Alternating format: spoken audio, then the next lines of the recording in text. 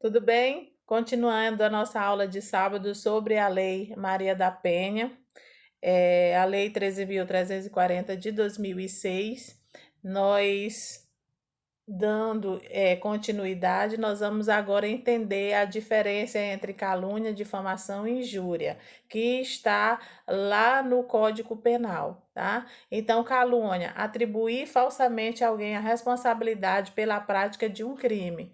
Né? Quando nós fazemos isso, nós então estamos cometendo uma calúnia contra uma outra pessoa. Está no artigo 138 do Código Penal, tá? Atribuir falsamente a alguém a responsabilidade, a culpa de um determinado crime.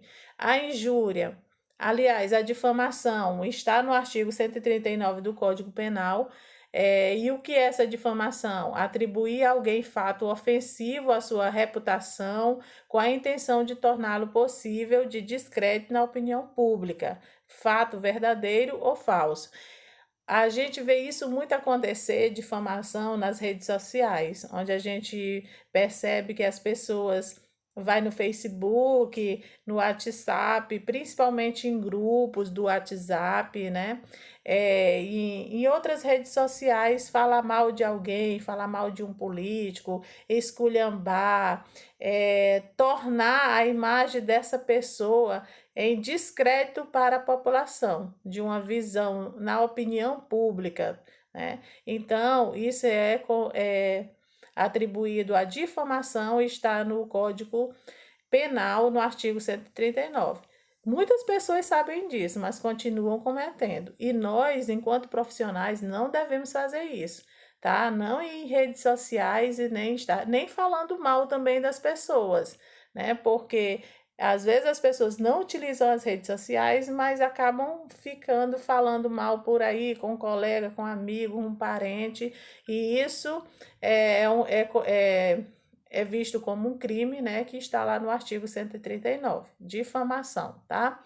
Injúria, e também na ética, né? A gente sabe que isso não é ético, falar mal das pessoas, denegrir a imagem da pessoa, isso não é ético para nenhum profissional, nem para nenhuma pessoa.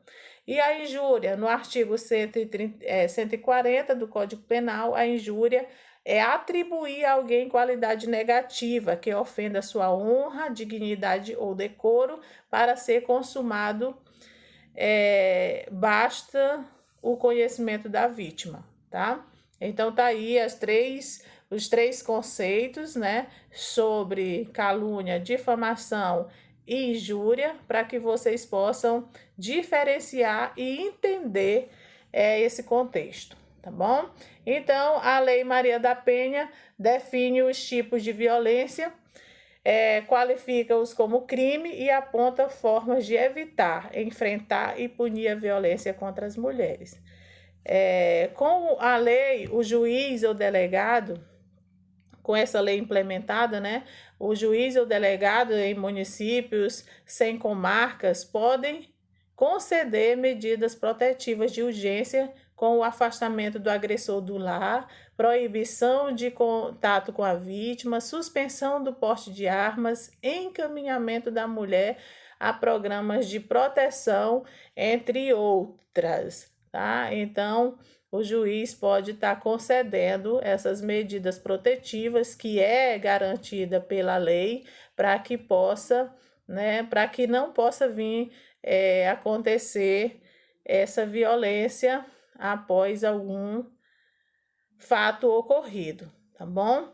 Então, aqui as medidas protetivas. Sobre o descumprimento das medidas protetivas, o que pode acontecer, né? A medida protetiva é uma das formas de coibir a violência e proteger a vítima. Por isso, existe essas medidas protetivas.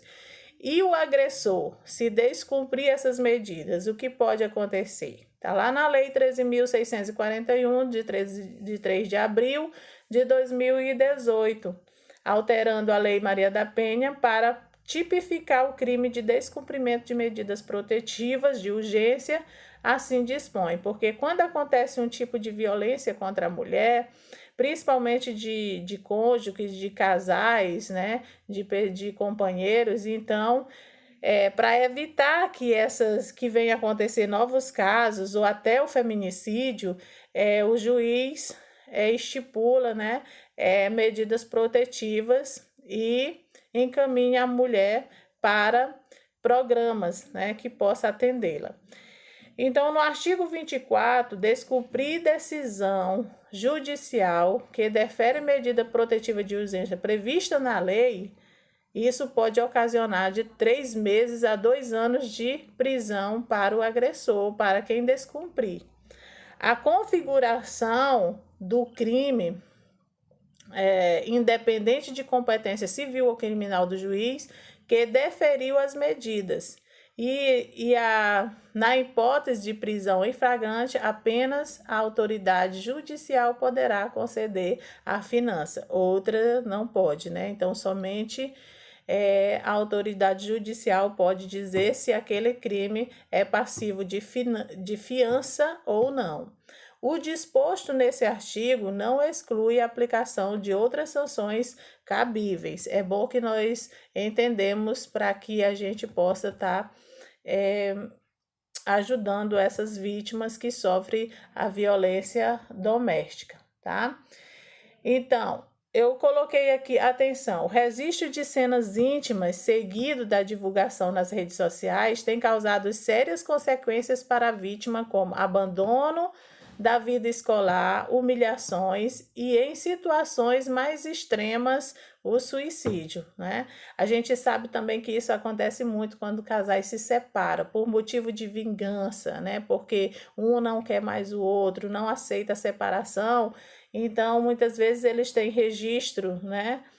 Pessoal de nudes, de cenas íntimas do casais, né? E eles acabam divulgando, tanto mulher quanto homem, mas isso acontece mais com o homem, né? De divulgar nas redes sociais para denegrir a imagem da vítima, e isso é muito sério, né? Tem causado sérias consequências para a vítima, né?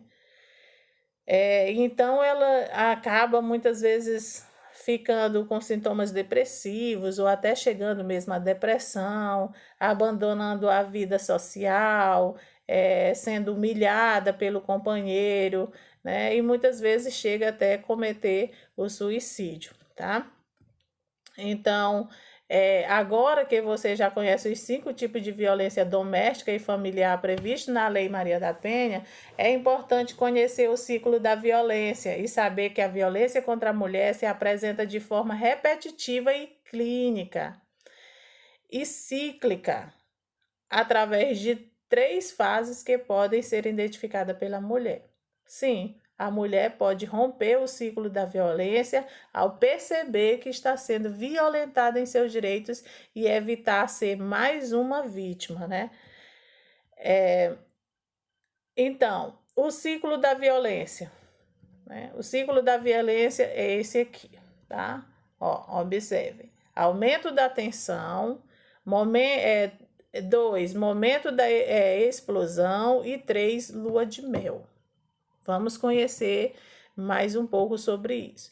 O aumento da tensão. Quando há aumento de tensão, ou seja, as tensões acumuladas no dia a dia, as injúrias e as ameaças feitas pelo agressor, criando uma sensação de perigo. Tá? Isso traz uma tensão entre os relacionamentos, entre os casais, entre o convívio, no dia a dia, né?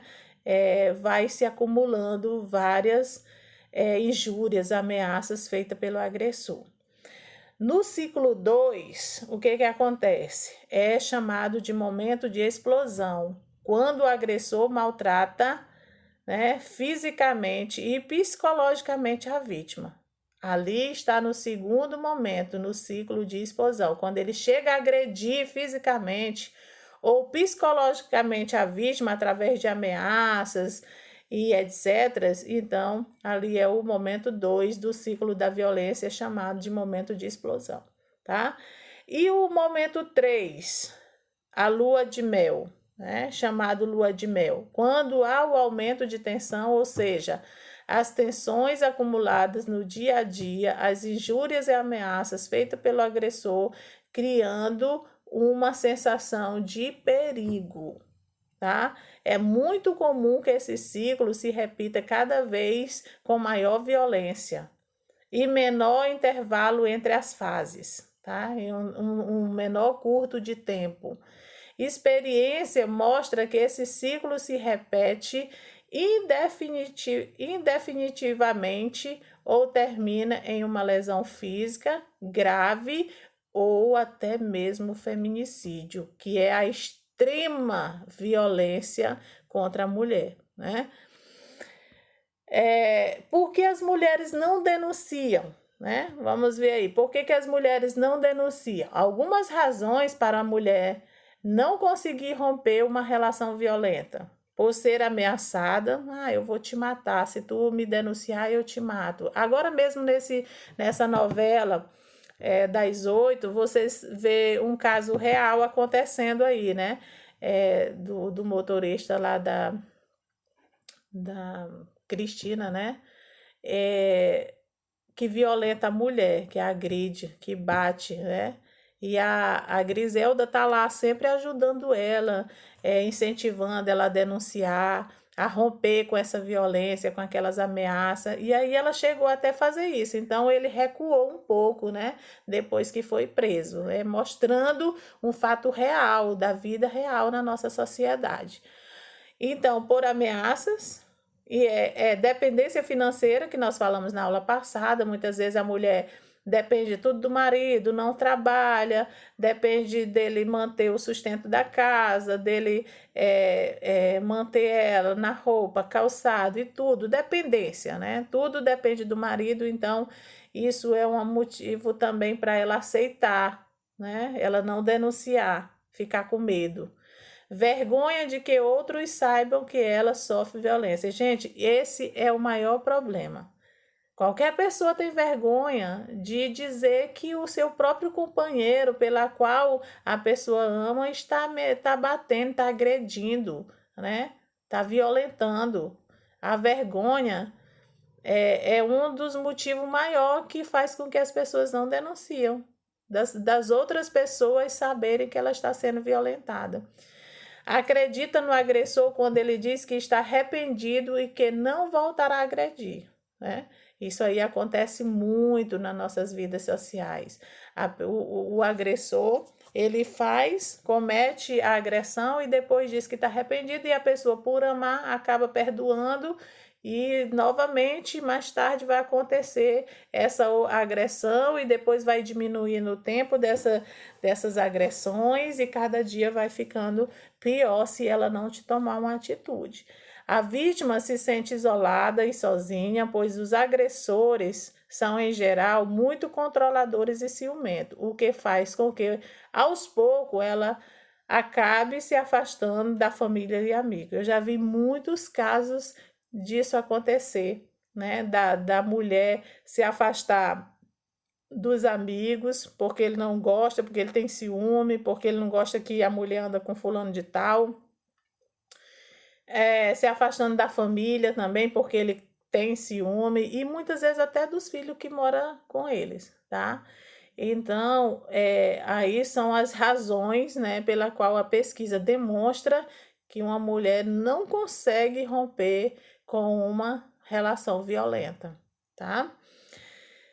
Nenhuma mulher gosta de apanhar. Acredite na mudança. Então, nós temos que estar se incentivando as pessoas, né, conscientizando que ela deve tomar uma providência, que ela deve estar reagindo contra essa violência, tá?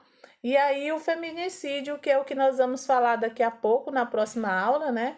O feminicídio, mas eu já estou apresentando para vocês, que é a Lei 13.104, que foi implementada, ortogada em 2015, e o feminicídio é uma qualificadora do crime de homicídio, tá? Está no artigo 121 do Código Penal.